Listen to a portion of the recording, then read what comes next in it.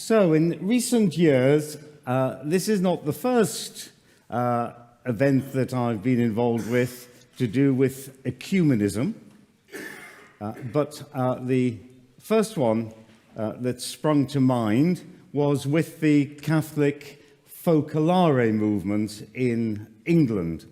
When I was living in St Albans, their headquarters was in a small town very close, so I got to know the Focolare sisters and brothers quite well. And part of their charism is to try to promote something called receptive ecumenism. Then, not long after that, there was a gathering of Anglo-Catholic clergy in London, and one of the main speakers was a priest from Rome, from the dicastery of promoting of Christian unity, and his whole talk was about emphatically denying receptive ecumenism. What is receptive ecumenism? In a sentence, it emphasizes learning from others rather than trying to convince others to adopt your own tradition. And a theologian in Durham University in England, Dr. Paul Murray, has summed it up by saying, receptive ecumenism is not about capitulation to the other, giving in to the other, but conversion of the self in the light of the other. The way I can perhaps best describe that, you're in a discussion with someone and you're holding your position absolutely, totally, and not giving way at all. And then a few days later, you're having a discussion with another person and you find you're using some of the arguments that you were denying a few days before. You've accepted those arguments into yourself. Your brain has been able to sort them through, and you've seen truth in the other person where when you were discussing with them, you weren't going to give way at all. Now, this form of ecumenical dialogue is very popular at the moment. And perhaps it's because there is a stalling and some extent stagnation of the ecumenical movement at the moment. Now, Father Daniel has asked me to speak a little on this contemporary ecumenical landscape with particular reference to the Church of England. Well, I've been preparing to be with you this morning for weeks, it seems, with this conversation going on in my head of what I was going to say to you. And it's been a very interesting personal experience and journey for me. And there came a point about 10 days ago where I finally had to sit down at the computer and write something. You know that moment? Where you can't hold off any longer. And the first draft of this talk, when I was halfway through, I realized that what I was actually doing was giving myself a personal account of my own ecumenical journey and the highs and lows that I have experienced over the last 50 years or so. And then I realized that although I've only been retired a year and a half, I was doing this partly because my experience is already out of date. What I can say is that up to the time that I was retired, and I was 12 years in the House of Bishops of the Church of England and in the College of Bishops of the Church of England. And it seemed to me that there has been little progress or indeed conversation amongst the bishops of the Church of England over this last decade or so. Well, that led me then to consider how this situation has come about and why those heady, optimistic days of the 1960s onwards have stalled, and efforts about bringing about some kind of structural unity with the wider church, with greater Christendom, have at the moment been put, as we'd say in English, on the back burner. They've begun to fade. So what I would like to do with you this morning, and I think it's important to do it, is to just briefly take you through what the Church of England is from the time of the Reformation, and how we can see in how the Church of England was created some of the positives and the negatives that has led to the situation we are in now. The Church of England likes to think of itself as standing midway between greater Christendom, that's the Roman Catholic and Orthodox churches, and Protestantism, uniquely positioned to initiate dialogue across the denominations, stressing that it holds its position as the via media, and liking to think that this is a resource for all churches. Now, unlike European Protestantism, it has no foundational statement such as the Augsburg Confession or the Westminster Confession on the Protestant side, nor has it what is known as the magisterium or the teaching office in the Roman Catholic Church. Instead, what does the Church of England has as its foundational documents from the 16th century? Well, it has something called the 39 Articles, the Book of Common Prayer, the Elizabethan Homilies, and later, which you can see on your list, something called the Lambeth Quadrilateral. Traditionally, there's also been an emphasis on the writings of the early fathers of the first 4 centuries of the Church, which connects Anglicanism to the Apostolic Church and supports its claim that the Church of England is both Catholic and Reformed. Now, I am a child of what some of you will know as the Oxford movement. I was brought up and nurtured in the Anglo-Catholic tradition. I deliberately chose to study history at Oriel College in Oxford, where the Catholic revival of the Church of England began in the 1830s. My parish priest at home was steeped in the other name for the Oxford movement, which is Tractarianism. And looking back, what a wonderful example he was to me as a boy and as a teenager, in the way in which he lived out that Tractarian spirituality and pastoral care. And the emphasis was always on the beauty of holiness, gently expressed in the liturgy and in Christian discipleship. Now, as a boy, this was a time when our churches in England were still well attended, and there didn't seem much need for the different denominations in our town, our local town, to do much together or to learn from one another. A couple of services a year, Christian unity, maybe a joint carol service, something like that. That was about as much as we did.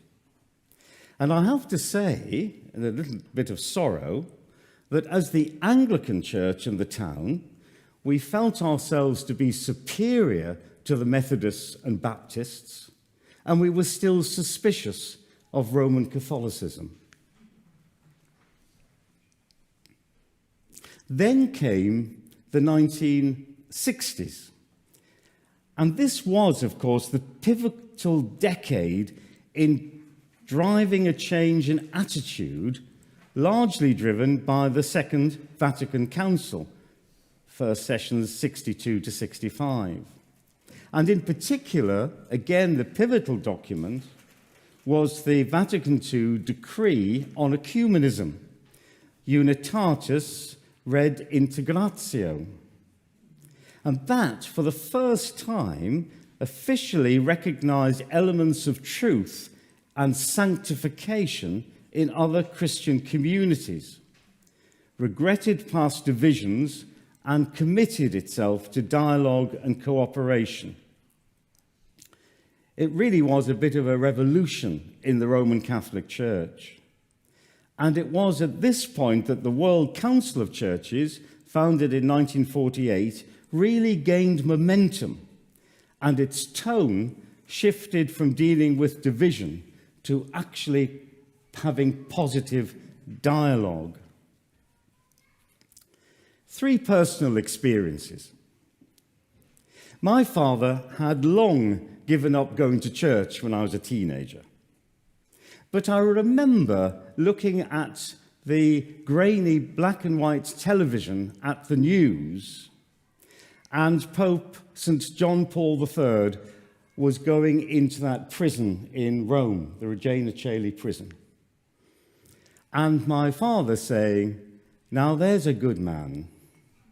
There's a good man." And I think because of Pope John the 23rd, in England, there was a shift in the English psyche towards Roman Catholicism. And then at the end of my first year as an undergraduate, with some friends, I visited Rome.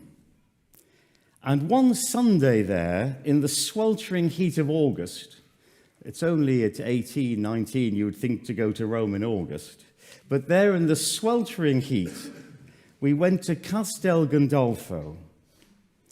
And it's as vivid today as it was then. I knew that I was standing in the presence of palpable holiness, as the diminutive, now Pope St. Paul VI, addressed us eager pilgrims.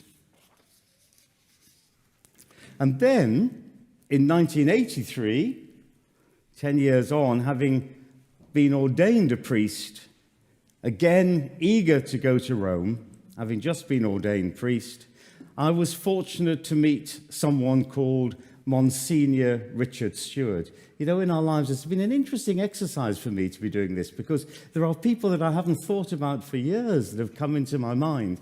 And then you realize that these chance encounters have had an effect that have lasted the whole of one's lifetime. Well, Monsignor Richard Stewart had just come back from the Archic discussions in Venice. He was full of energy and hope that some of the barriers forbidding intercommunion between the Church of England and the Roman Catholic Church might be overcome. He gave us a drink, and he was absolutely charming. And then quite sternly, he said to us newly ordained, "Please, please, please, do not receive communion in a Roman Catholic church."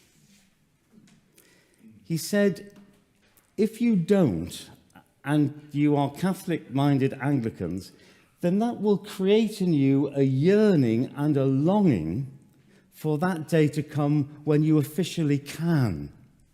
And that will be much more useful to the church. And except on 2 occasions, I have honoured what Monsignor Dick Stewart said, although when he said it, we all thought that would be intercommunion in about 10 years, and 40 years on from that, it still hasn't happened, but never mind.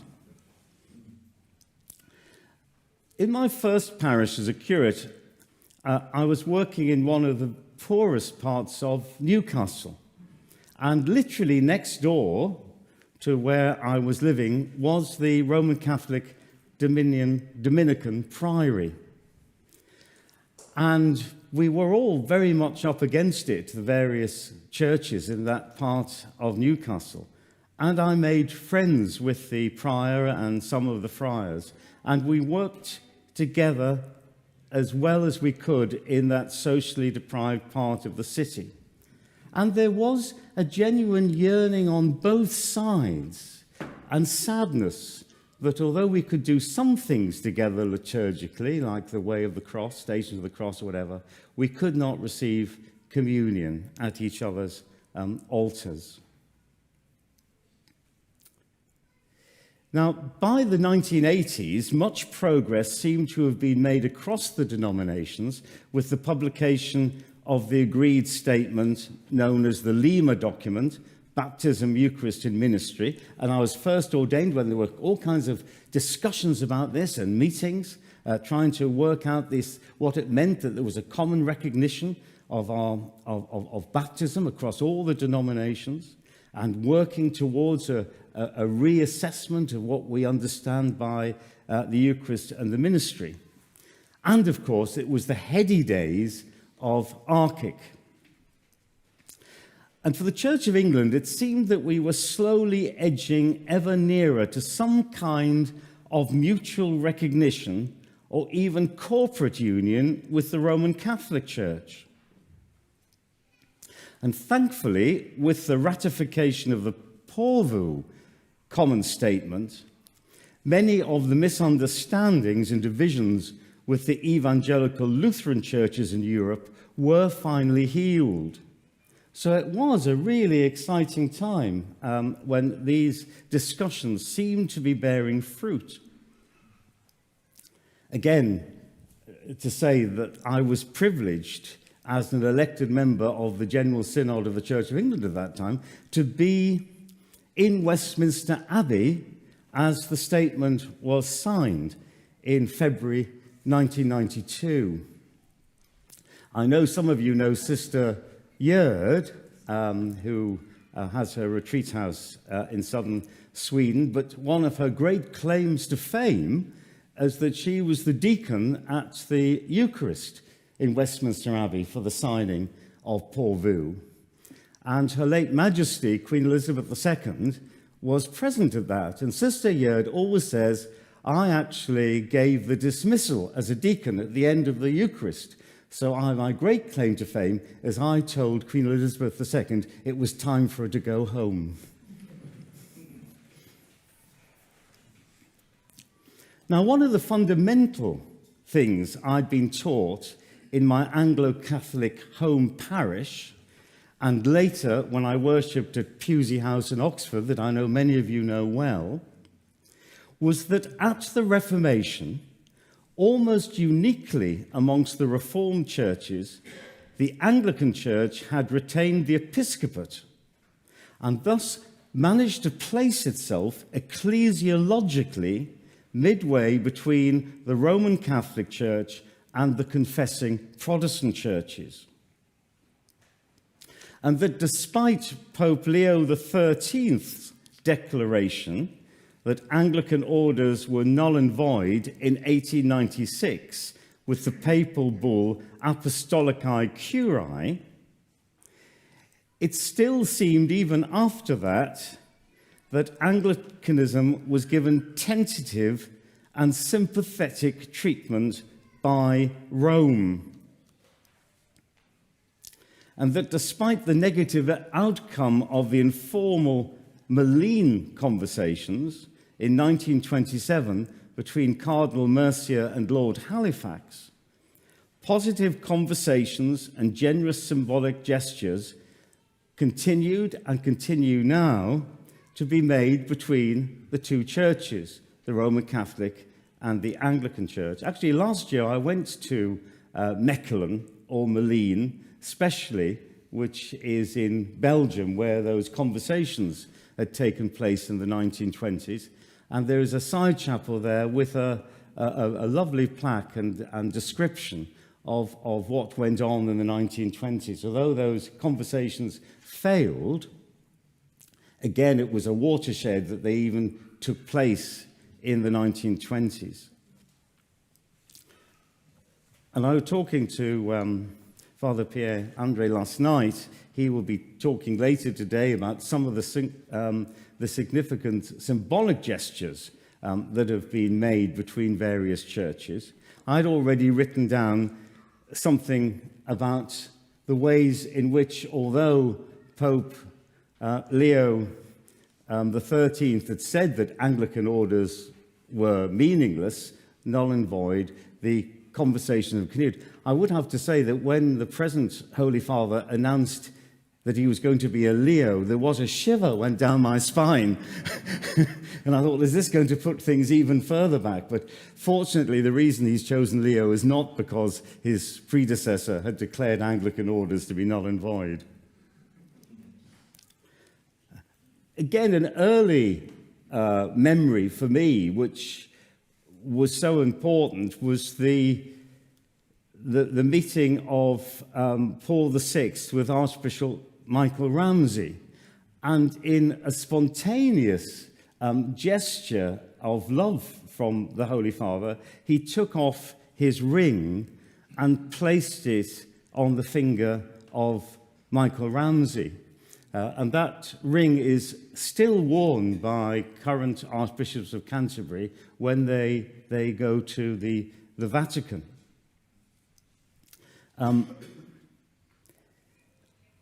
as a result, perhaps, of the success of Archic, again, a powerful moment was when Pope John Paul II came to England in 1982 and was actually walking side by side with Archbishop Robert Runcie. That was an extraordinary moment. And those gestures of filial friendship continue to this day. And at the second meeting of Pope Francis with Justin Welby as Archbishop of Canterbury, the Holy Father presented Justin Welby with a copy of the crozier, the pastoral staff, the pastorale of Pope Gregory the Great. Again, a personal aside, I was actually a suffragan, an assistant bishop to Archbishop Justin Welby, and we used to have services together in Canterbury Cathedral. And there was one service where I was to preside as the bishop, and Archbishop Justin Welby came into the sacristy with a big smile on his face, and he said to me, "Norman, I've got a present for you." I said, "You've got a present for me?" He said, "Well, I know you like this sort of thing, so I brought the pastoral staff of Gregory the Great for you to carry this morning." I mean, that was an amazing moment to be actually carrying a replica of that crozier in Canterbury Cathedral. And although those gestures have been made between popes and archbishops, I then began to think about the list of things that I've been given and presented with across various denominations.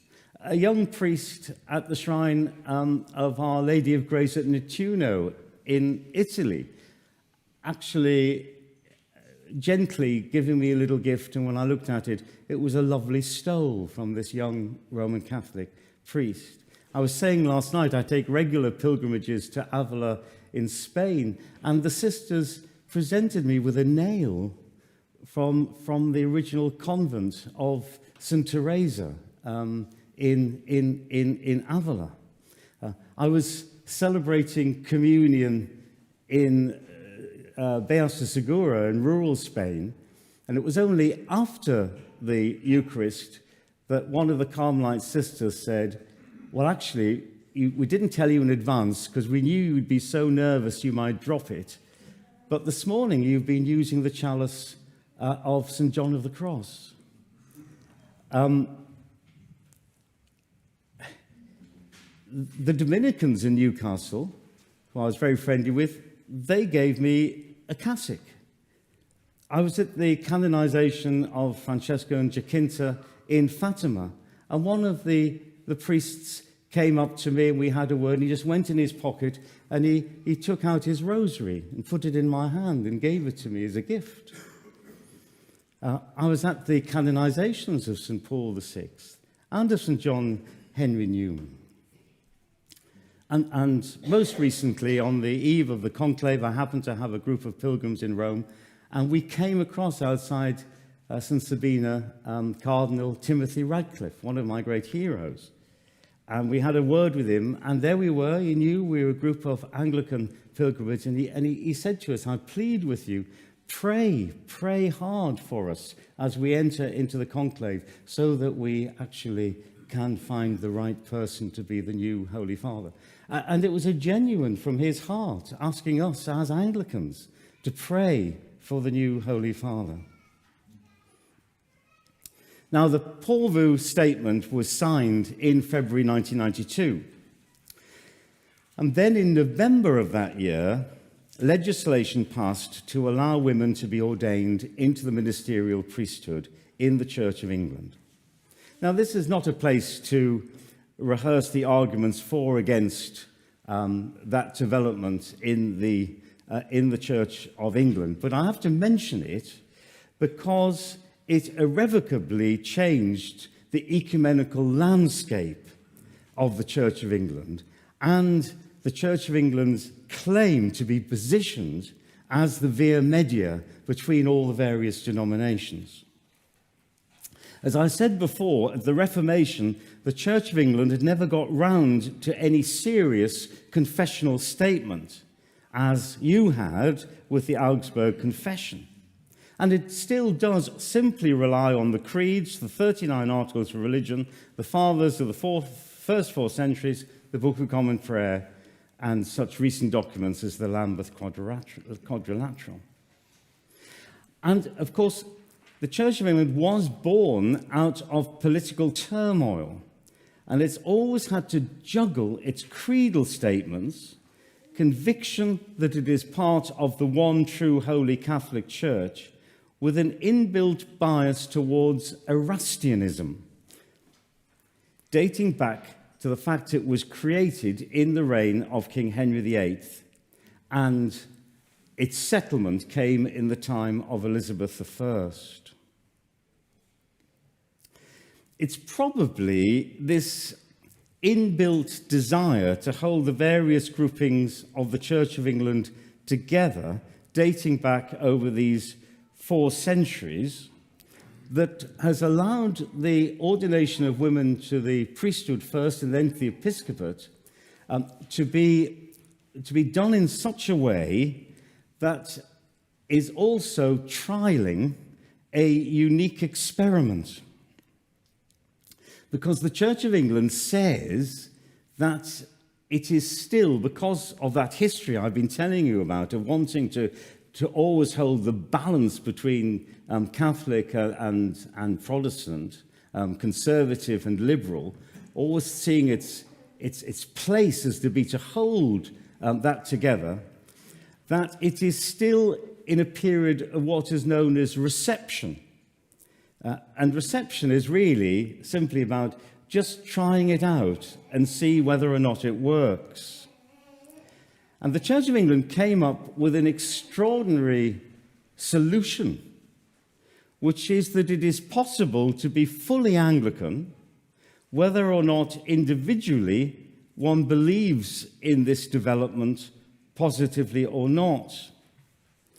And that then provision was made to augment the then serving bishops who had voted against the ordination of women, to be augmented with some extra bishops called provincial episcopal visitors, who would be consecrated to help to serve those parishes that had decided to opt out of this new dispensation. Now, initially, a sizable minority of bishops expressed reservation. And so, together with the newly consecrated PVs, or you might know them as flying bishops, there was in the church, despite this, the move for the ordination of women, an initial period of quiet and calm. Now, although relationships with European Protestantism remained strong, it did appear that both Rome and the Orthodox churches somewhat retreated. Now, thinking about all of that, I'm moving on another decade. Are you still with me? Yeah, good.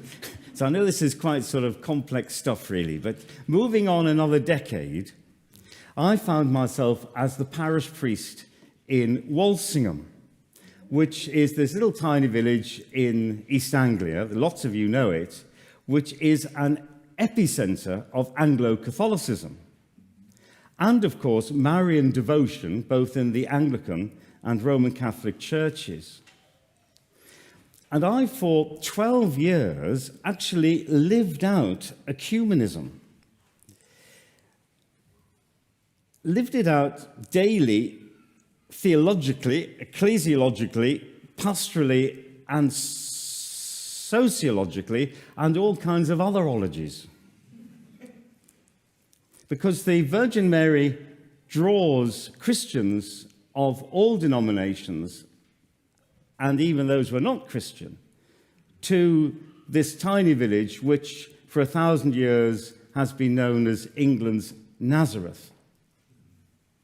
And actually living there, with pilgrims coming from all the various denominations, it is actually left to the clergy on the ground, the clergy, the religious, and the local worshipping communities to rub along as best we can, maximizing what can be done ecumenically and soft pedaling as best we were able on the constraints, but never crossing the line.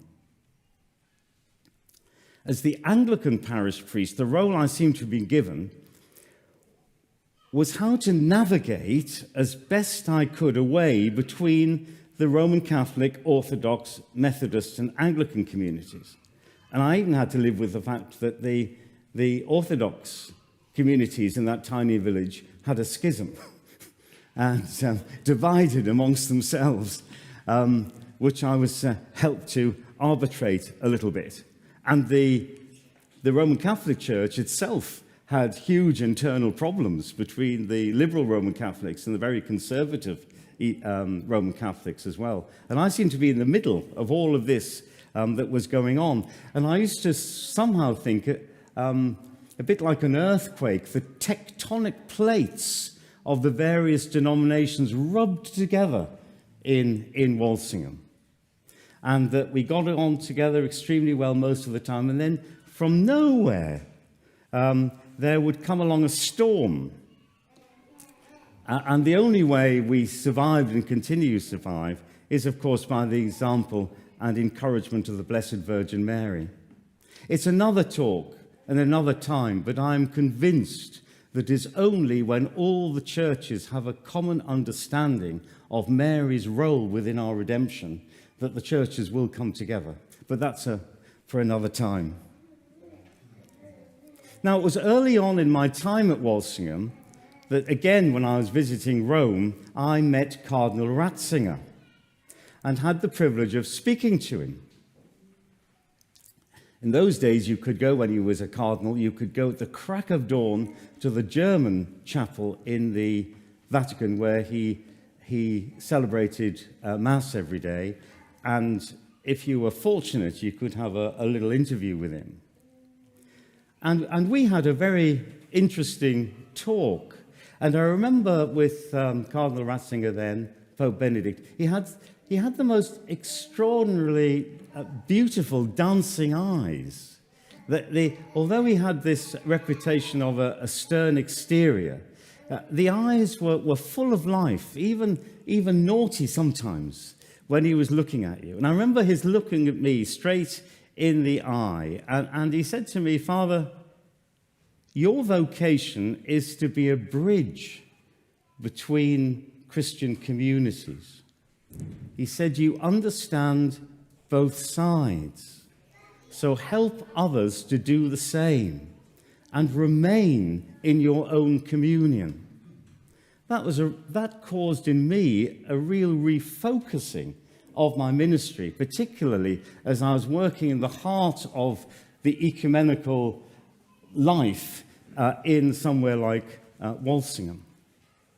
I not long got back from that conversation with Cardinal Ratzinger, and a lay woman in Walsingham, a Roman Catholic, suggested that we gathered some Catholics and Anglicans, a couple of Methodists together, to do something that she called the Reparation Walk. The medieval churches around East Anglia, and I think it's true perhaps in the village churches in Sweden, still bear many of the marks of violence from Reformation times. I may be wrong, but in England at the Reformation, on the rood screens, the screens in churches between the nave and the sanctuary, the eyes of the saints were gouged out. But looking at some of your churches, I may be wrong, but it seemed at the Reformation the hands of the saints were chopped off. So if you go around the churches in East Anglia, you still see examples of the results of the stained glass having been broken, mutilated stone statues and altars. And at the heart of Walsingham, this ecumenical epicenter, is of course the remains of the very important medieval Augustinian priory, which is now a picturesque ruin in the grounds of a country house. What she asked me to do with her was to walk around. There's a tradition of this in Walsingham, which I hadn't known from the past, was to walk around prayerfully the desecrated holy places around Walsingham, praying for the healing of the past, and meeting together from different denominations. The key to the prayer is to say sorry what our communion did, without saying, but your communion did worse things. To simply stop by saying we did things that we now regret. And in that space between those two prayers, there is the hope, there is the healing, there is the possibility of new beginnings. And one of the things that we discovered was, why is it in our present century it is so hard to re-evangelize our own people? And maybe one of the reasons evangelization, which is proving within the institutional church, is extremely difficult in the Church of England, and I would imagine there's the same in the Church of Sweden, is that in the DNA of our people somehow is still that violence of Reformation times, which has not properly been healed. And that's ecumenism. When we did these walks and had our meetings, that's ecumenism lived out on the ground rather than high-powered meetings. Christians walking and praying together, putting back the threads in the tapestry that had been torn apart in past generations, in order that the tapestry might come together and be a tool for re-evangelization. Out of the blue in 2009 came the news of the Ordinariate, with Pope Benedict's Apostolic Constitution Anglicorum Citibus, groups of Anglicans, which was offered by the Vatican not as a repudiation of Anglicanism, but a generous gesture towards unity and a way for Anglicans to be in full communion with Rome while retaining legitimate aspects of their heritage. The sad thing was that those three bishops, the flying bishops, the PEVs, who'd been appointed to look after traditional Catholics in the Church of England, entered into secret negotiations with the Vatican and came up with the Ordinariate, a way in which Anglicans could become Roman Catholics while keeping part in what's known as the Anglican patrimony, the way we do liturgy and the words of our services. The tragic thing is that all happened with those PEVs without them actually telling the Archbishop of Canterbury in advance. So the first that the Archbishop of Canterbury knew was when, on the eve of the announcement that there was going to be something which was the ordinariate. I don't think Rome in any way was culpable with that, but I would have to say that it has certainly affected our ecumenical relationships. At the same time, it has very adversely affected the Catholic movement within the Church of England, obviously, because quite a lot of senior Anglican clergy became ordinariate priests. And of course, the thing that the ordinariate allowed was that married priests could be reordained into the Roman Catholic Church.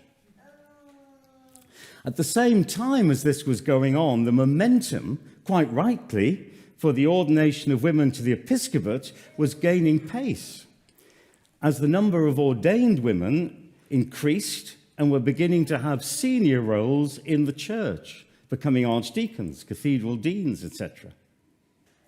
And then the appointment of Justin Welby was crucial in accelerating that process, because he was eager as a businessman and someone who'd been sort of a troubleshooter in the secular world to, as quickly as possible, find a practical solution to the implementation of women to the three orders of ordained ministry in the Church of England.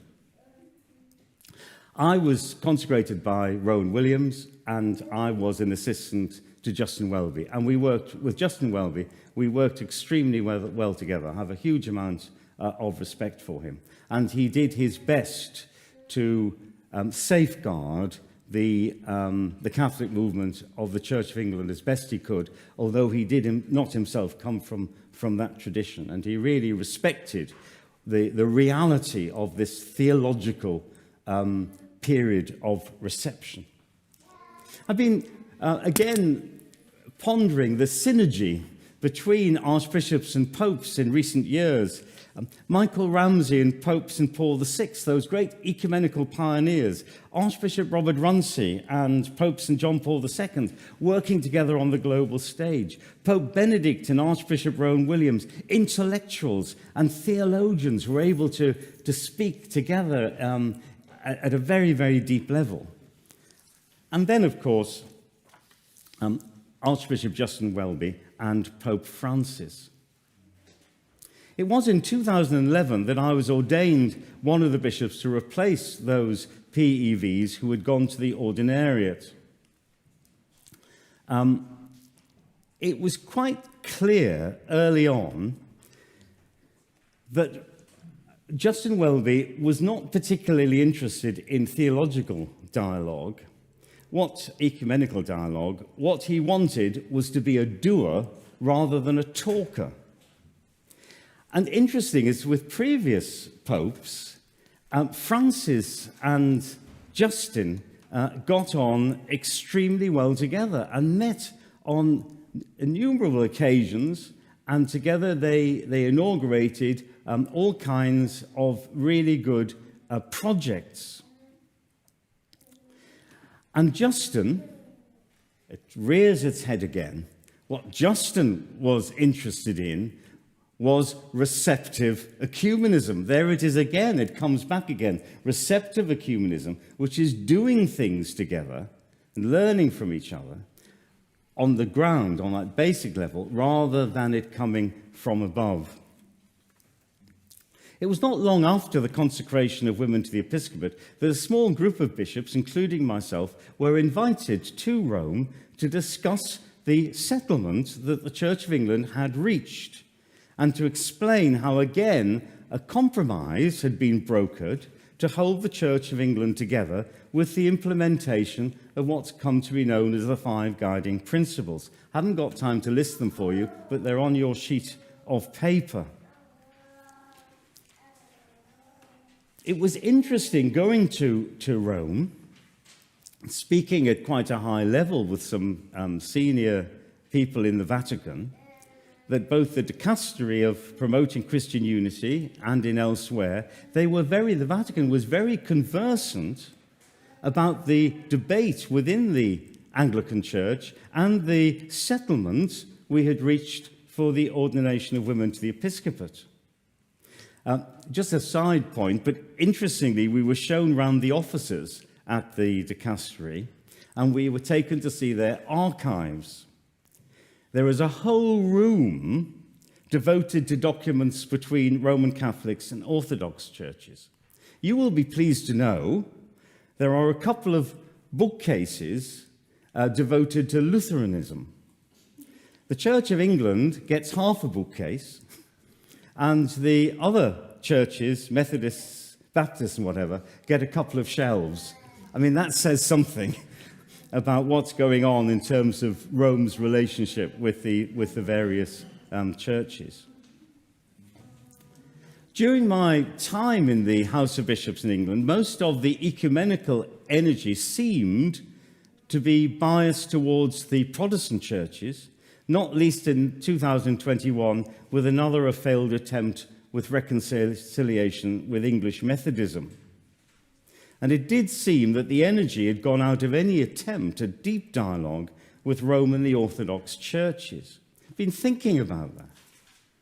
Maybe it is because the balance of women to men now in the episcopate in the Church of England is changing as more and more women are becoming bishops in the Church of England, quite right too, that the women are much more reticent about dialogue with those churches that show no sign of ordaining women.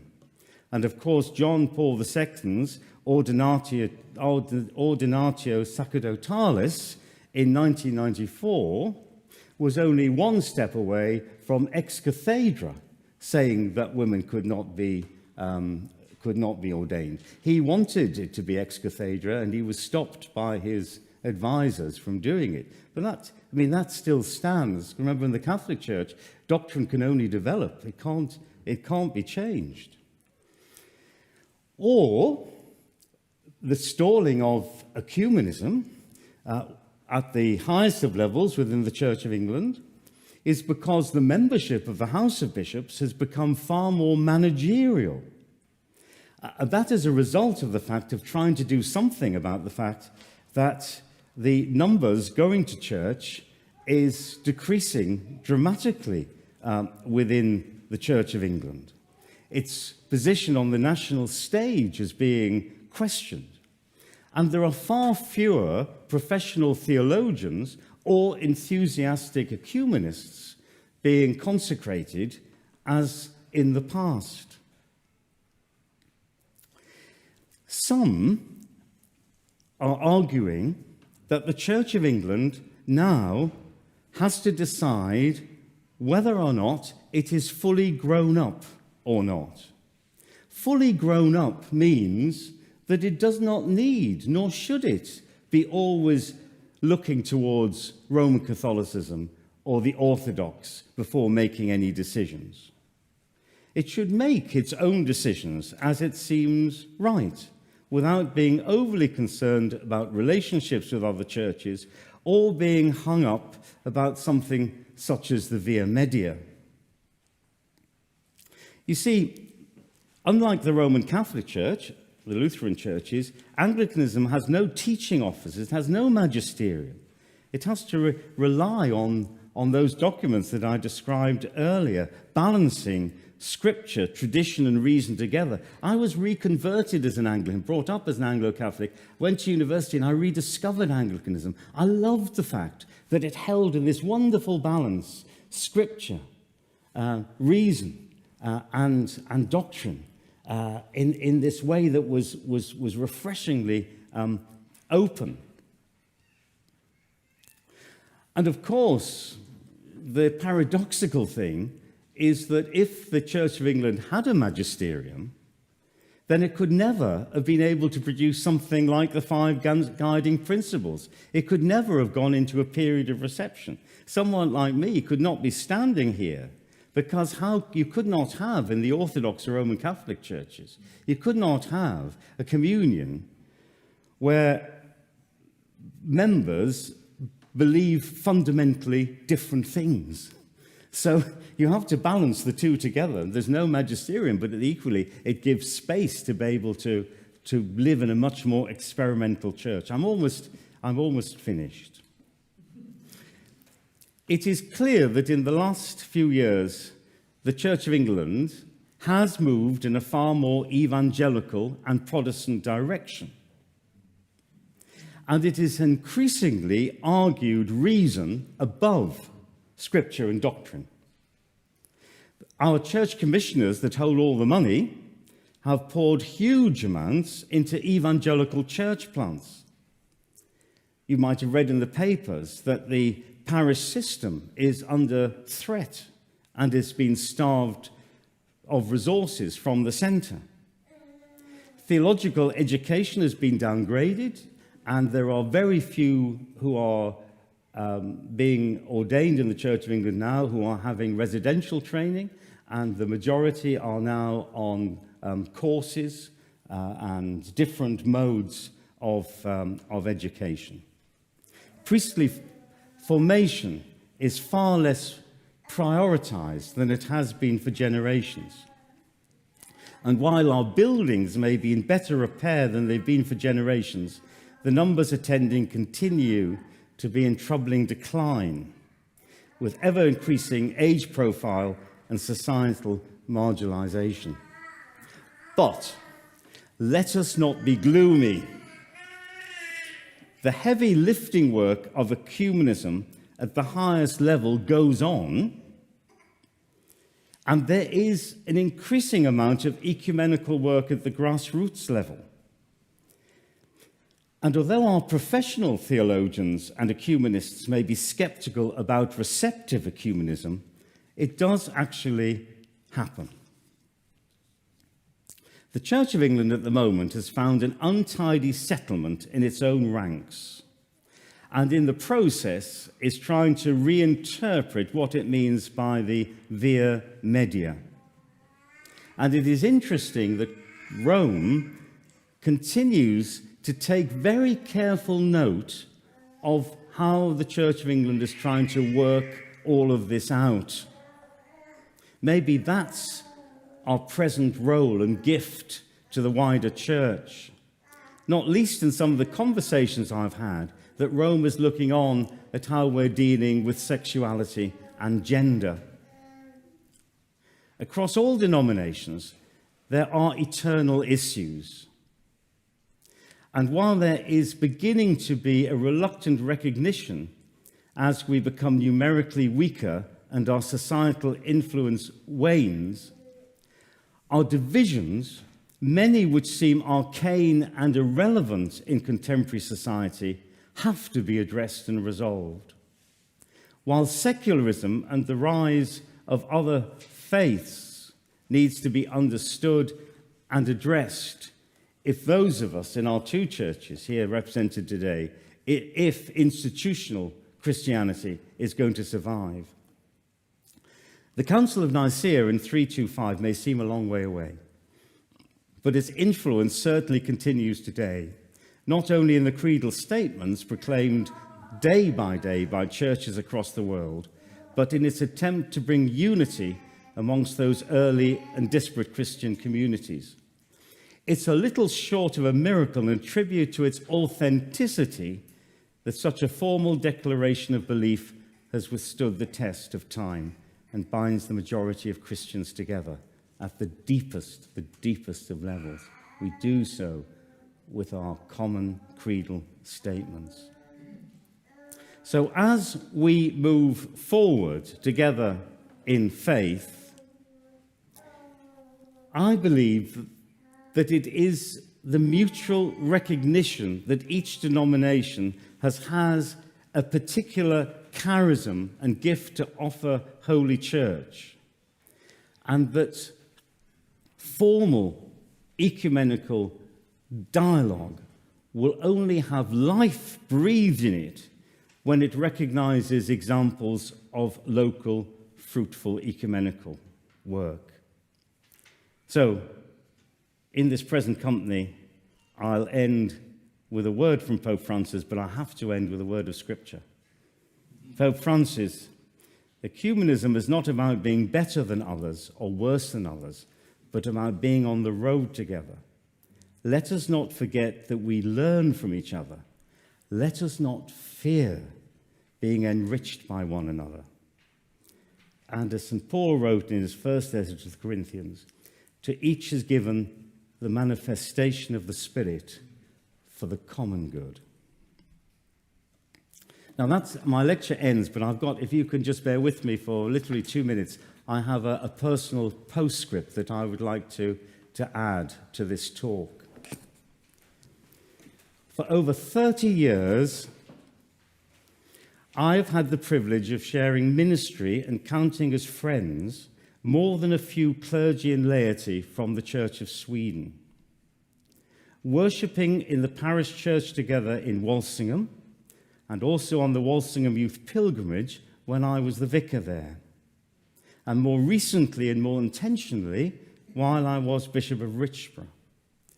I hosted a colloquium in Walsingham with some of the leadership of the Catholic movement of the Church of England and senior members of the Society of St. Bridget. I've been privileged to share in the ministerial formation of some of those who've been ordained in the Church of Sweden. I've preached at St. Lawrence's in Lund, the parish of Bunkeflo, regularly been at Sister Yeard's retreat house near Trelleborg, and hosted several gatherings of laity and clergy where we have shared our experiences ranging from a discussion of the ordinal, the lives of the Carmelite saints, priestly holiness, the place of Mary in our liturgical and spiritual lives.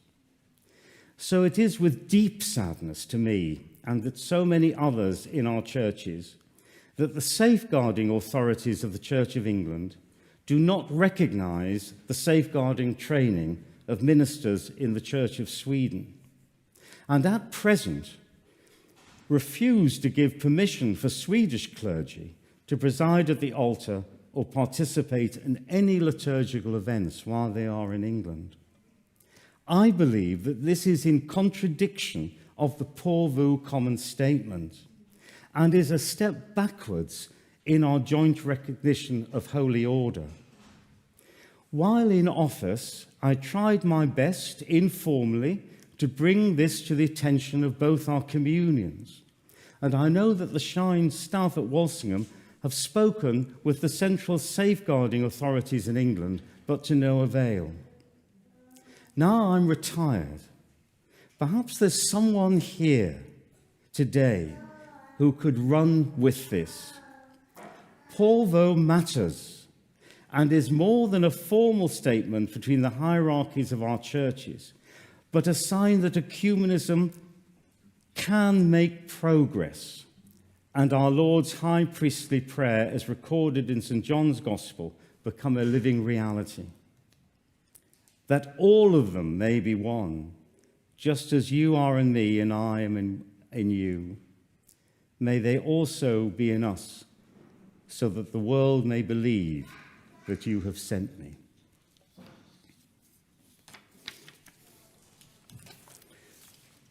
There we are.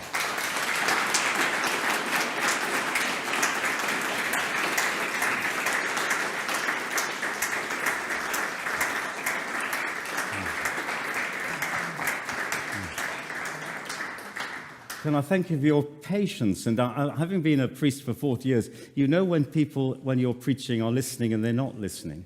And I got the impression that you were actually listening. So thank you very much indeed. Yes, we did, Bishop. And thank you so much for your view from the English Church and what you have told us, and the post-scripture also. Now we have 20 minutes.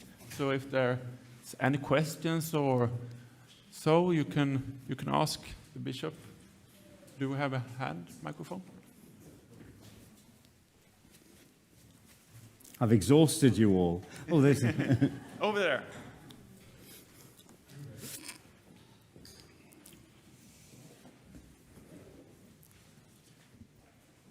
Yeah, I wonder if you could comment upon sort of how individual archbishops of Canterbury influence the ecumenical movements in the Church of England.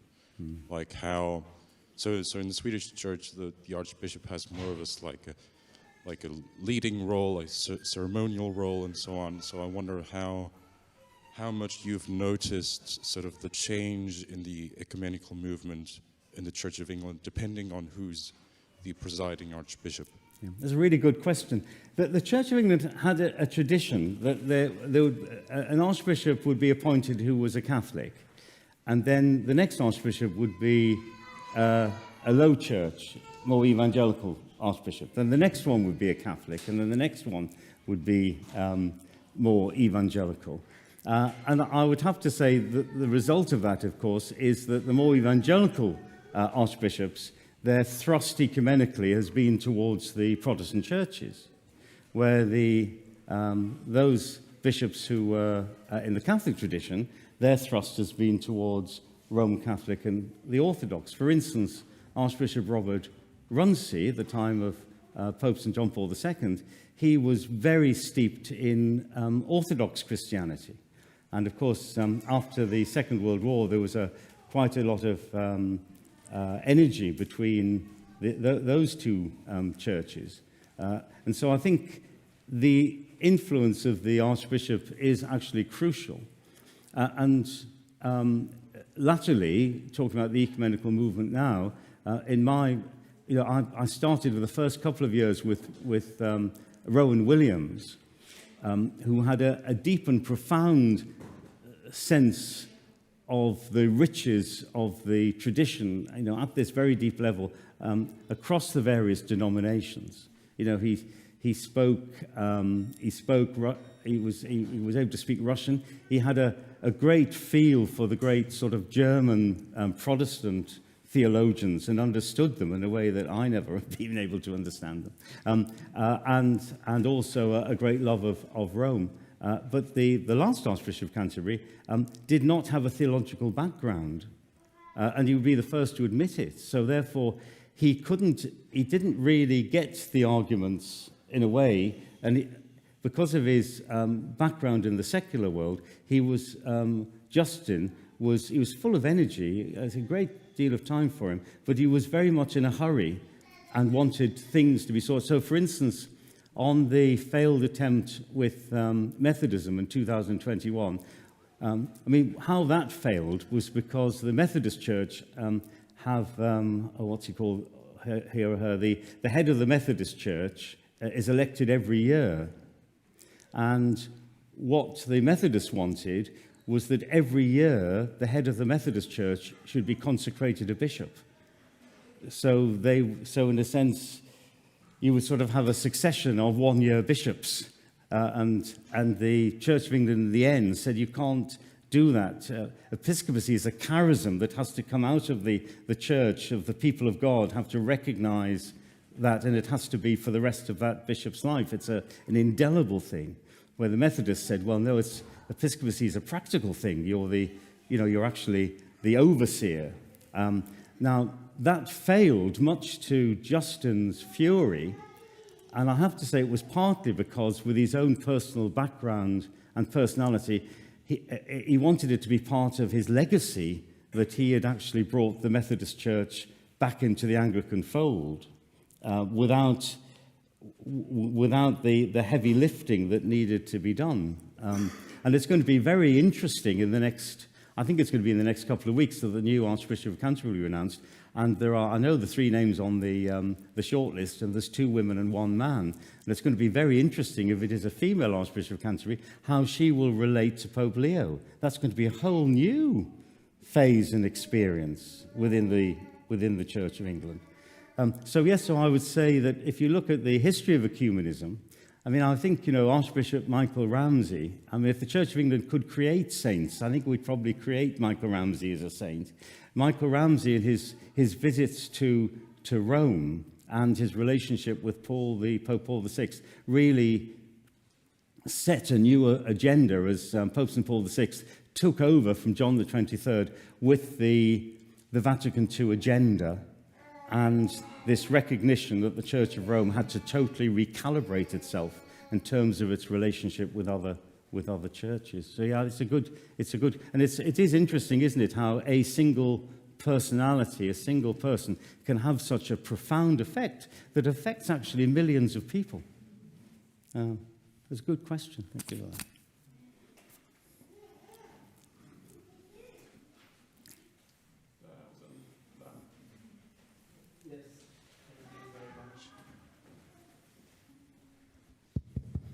Thank you very much, Right Reverend. I have a question about the Reformation. One of the big sort of question marks in the Catholic movement in England and here in Sweden in the 20th century has been how we as Christians striving towards unity, striving towards a greater Catholicity, how do we see the Reformation and what is our experience from that century? And how do we live as Western Christians, in a sense, apart from Rome? Is it possible? We believe it is. But my question is, Pope Francis said that Martin Luther made a medicine for the church with regards to the doctrine of justification. And I'm a bit confused sometimes because in the Catholic movements, it seems like the Reformation is often seen as almost like a big mistake in a way. Oh, it was when the church split, we made up all of these things, and there were a lot of, some things maybe were corrected, some tiny detail, but most of the good things were taken away, and then we got them back. But in our time, there's a sadness from the same people that we aren't as close to Rome, but liturgically in so many ways with the freestanding altars and the monstrance and everything. These are things that would be very much criticized from a traditional Lutheran perspective, but are even common in some parts of the High Church movement. So how, from your perspective, what is the role of Reformation theology and identity in our churches as it relates to Rome? Certainly with regards to some of the central questions of soteriology specifically. I think the frustration with my conversations with Rome is that Rome says, whenever you speak to an Anglican, you get a different answer to what the church is. I think one of the fruits and the negatives of the Reformation was that it elevated personal faith, belief and practice above the church. And of course, one of the problems that we're hitting now in the Reformation churches is, of course, each generation has to be reconverted, where in Roman Catholicism is much more cultural. So it's a cultural identity which you might accept or reject, but it's actually just part of being a Catholic. And as a Catholic, it was very interesting after 1992, when Cardinal Basil Hume was in discussion with lots of Anglican clergy and laity about them becoming Roman Catholics, he said, if you are born a Catholic, you can a la carte the menu. If you convert, you have to table d'hôte the menu. What he meant was, if you're born a Catholic, you can pick and choose a bit about what you believe and don't believe. But if you convert to Catholicism with integrity, you have to accept the whole package. Now, as those of us in this room who was part of our DNA is the Reformation, it's there within us. And although we may be attracted to Roman Catholicism, one of the barriers, and it's been a personal barrier for me, is there's the matter of integrity, is that I'd like to a la carte, but I can't table d'hôte. Because whether we like it or not, as Reformed, as members of the Reformed churches, there is a really strong sense of our personal understanding of Scripture and doctrine. In a way, with the magisterium, and this is a parody, but you are ultimately told what to believe. There is room for discussion within it, but it's interesting talking to those who train in Rome. still there is, for the priesthood, there is a massive emphasis on canon law. In the Church of England, we don't do canon law. I don't know whether you do it much in the Church of Sweden, but it's very light, canon law. But, I mean, there are years, and many of the senior Roman Catholic hierarchy have their degrees and doctorates in canon law. And that is a major difference. So I think what the Reformed churches are rediscovering is the fact that there are treasures there within liturgy, within popular devotions and whatever, that were perhaps with a knee-jerk reaction were thrown out. Martin Luther did not want Calvinism. He was not a Calvinist. He did not want that. And had the Church of England behaved properly, it's quite possible that the revolution could have happened at that time within the Roman Catholic Church. What the problem was then is that theology and ecclesiology was caught up with politics. And in a sense, the politics is having to be dissolved so that we actually are left with God talk rather than secular talk. And until we actually can get the secular talk to decrease, we're never properly going to be able to do the God talk. And so I think that's the way I would see that one basically has to deal with it. But I think we should be proud that we're members of the Reformed Church, and much of what we've done has influence. I mean, for instance, the recent synod in Rome could not have happened in the way it did without the fact there has been a general synod in the Church of England, and you've got synods within the Church of Sweden, whatever. A lot of the way it was conducted, it was synodal rather than synodical. Synodical is actually a secular model, which we suffer from in the Church of England.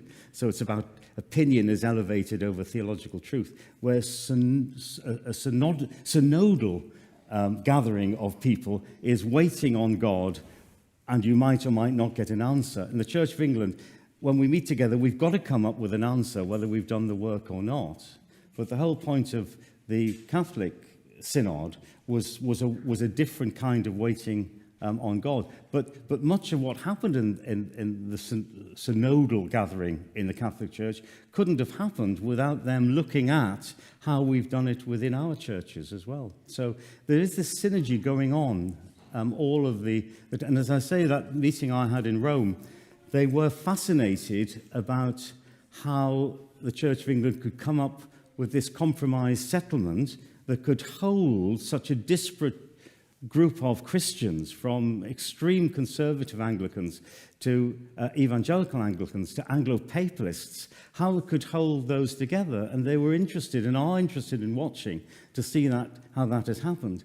And then, of course, whispered in our ear was, of course, many of these same issues affect us. And we're watching to see how you're dealing with it. And I came away from that meeting in Rome thinking, well, maybe a bit like what Benedict had said to me all those years before, maybe that is the gift of what we're offering in the longer term to greater and to wider Christendom.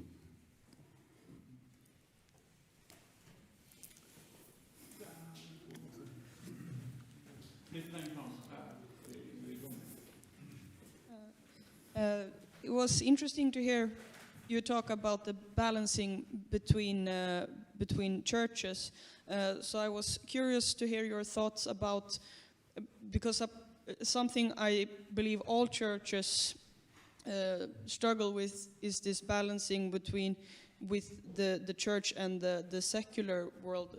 Like all churches, I think see the need to be sort of flexible with the times, but also holding your principles, holding your grounds. So I'd like to hear your thoughts on how do you think a church should balance with that, with the times, but also, holding your ground. You know, that is the question, isn't it? That is the question for all of us. How do we hold together 2,000 years of belief, practice and experience with this radically changing landscape of the secular world? How do we do it? I mean, no one has the answer at the moment. It's the struggle that they're all working with. And you know, how do we incorporate the insights that we're experiencing in psychology and whatever, and medicine, all these other things, into the confessing faith that we share? How do we actually do that? And I would say that it is work ongoing. One Lent, I decided that for my Lenten discipline, I would honestly face all my prejudices. And when I start looking at my prejudices, I hadn't realized how many I've got. But to actually ask myself serious questions about why I was negative towards this, or skeptical of that, or didn't like the other. Where did that come from? Did that come from things my parents had said? Was it part of the society I was brought up? Was it just personal sinfulness, or all of those things? And I think one of the things that the church is having to do at the moment, in every church that is serious about re-evangelization, is to actually look at itself and say, you know, where are some of these pinch points coming from? Where they come from? And is it time to let them go? Or are they important that we maintain them for our self-identity? And I think that's the, and I think that's why I said let's not be too gloomy, because I think that we might not be seeing big changes happening at the moment in terms of ecumenism. But I still think it's an exciting time to be in the church, because we're much more open about discussing all of these things. I think the danger is coming to conclusions too quickly because you want an answer, where I think for a lot of these things, the important thing is to keep it all in the air and keep the conversation going. And you know, I was talking to someone who was very much against my position as a high church Anglicanism. And I said, yeah, but if you and I agreed all the time, it would be really boring for God. God wants us to have this discussion amongst ourselves, because out of our talking and our praying and our worshiping together, he can reveal a truth. But if we just agree with each other all the time, or decide that the other person is wrong, full stop, then that doesn't actually let God in. So I think we're in an exciting time. We're not in an exciting time in terms of numbers, but I think we have to hold our nerve across the whole of Christendom to continue these discussions, and that the fruit will come from it. Perhaps not in our lifetime, or even ways that we see, but it will actually happening. So I would say the image I would have is just keep it all in the air and keep the conversation going, and draw in all the insights that are coming from the, you know, the 21st century in which we live.